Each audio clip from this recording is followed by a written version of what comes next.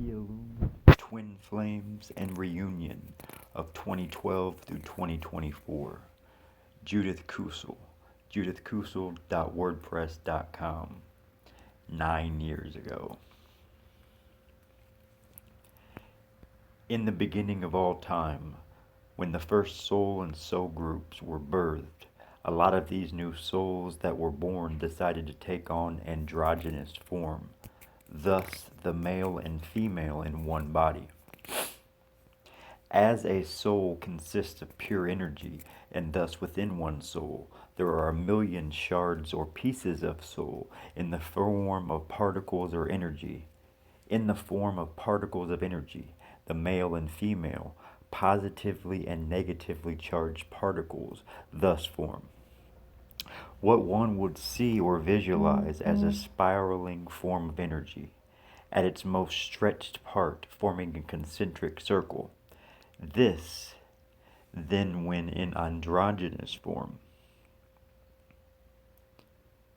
At one stage in the evolution of intelligent life, and thus the evolution of what one can term a human-like form, a lot of souls wanted to experience life in the more male aspect of form and female aspects of form.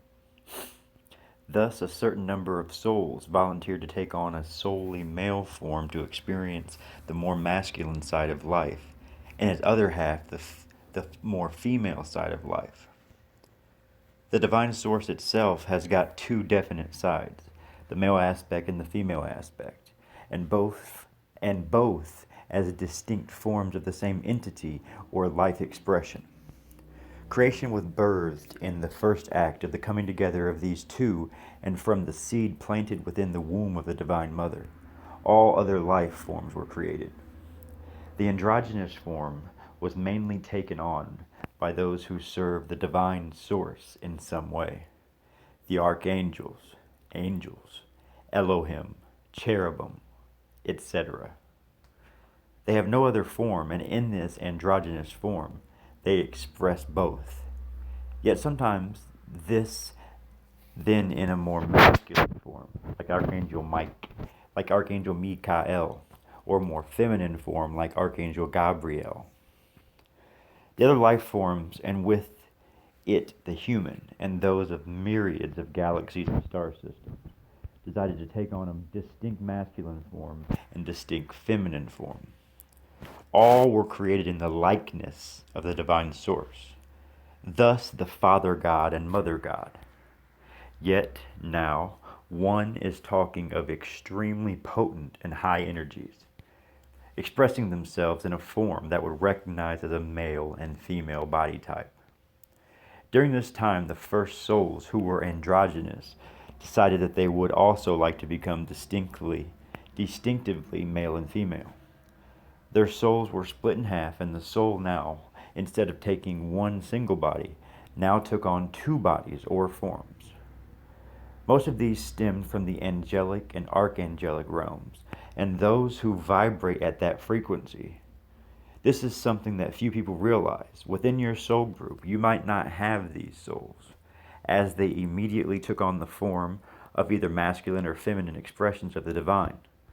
The younger souls do qualify here. Now, those of the archangelic and angelic forms who took on human-like form were called the shining or the illuminated ones, and they formed a hierarchy quite on their own in the vaster cosmic scale.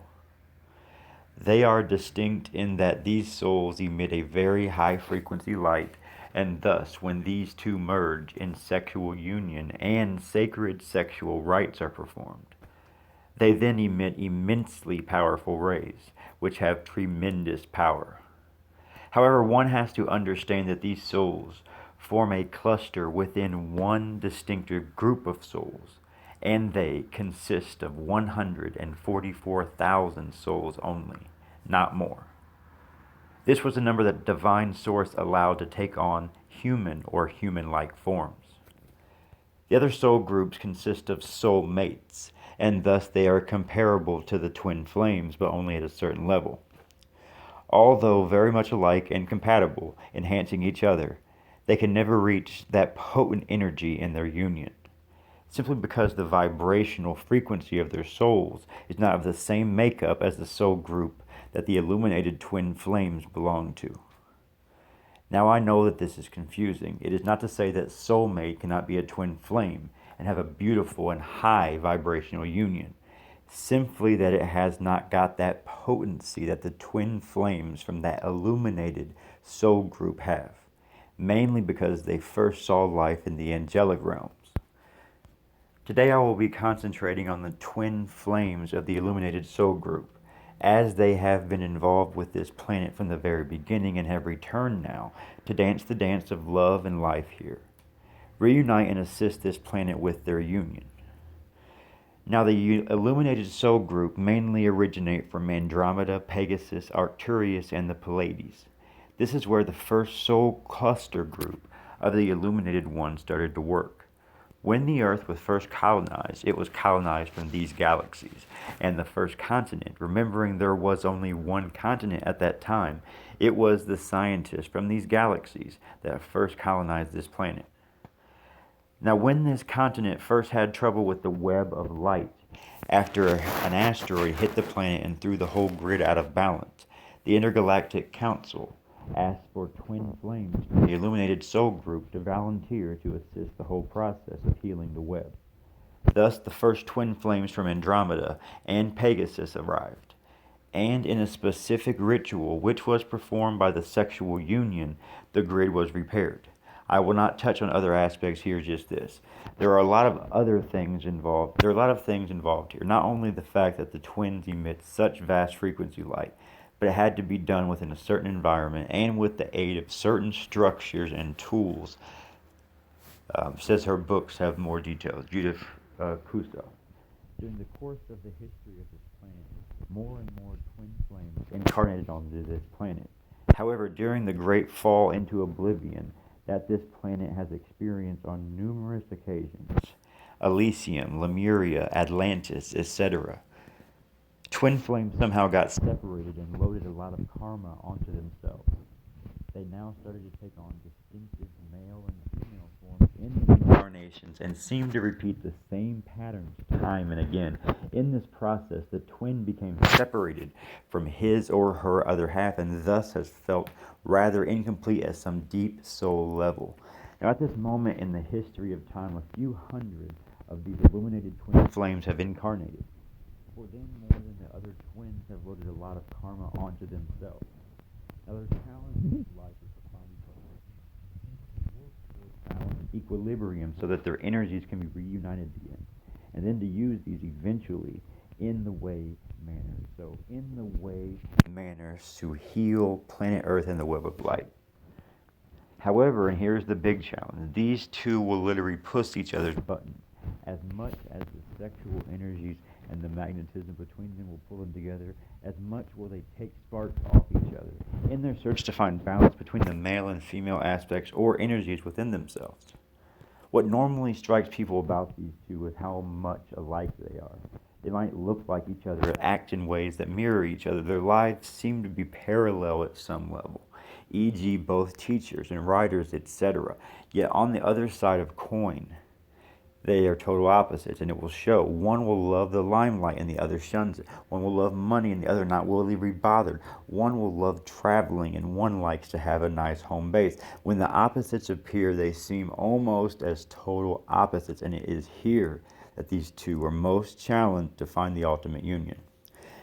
Now, the sexual energy between these two is so potent that it seems like a vast flame of tremendous energy between them. Yet this energy has to be tempered by unconditional love and acceptance and giving each other the freedom to be. Now, what this union is striving for is wholeness. The wholeness of the individual male and wholeness of the individual female, and then the merging of the two wholes into one.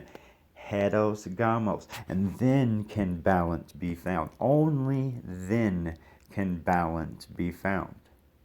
So the key here is to find balance. When one is more than the other, the scales tip too much to the one side and not the other. So they will have a tug of war until they reach balance point one more. Once union has been reached and the flame becomes almost consuming, then they will move away from each other again. So they need to give each other space. Then the magnetism will pull them back to center point once more, and with this, then the same total and utter passionate flame. These two can never be apart. Even if one is on the other end of the world, their souls are so intertwined that they constantly are aware of the other.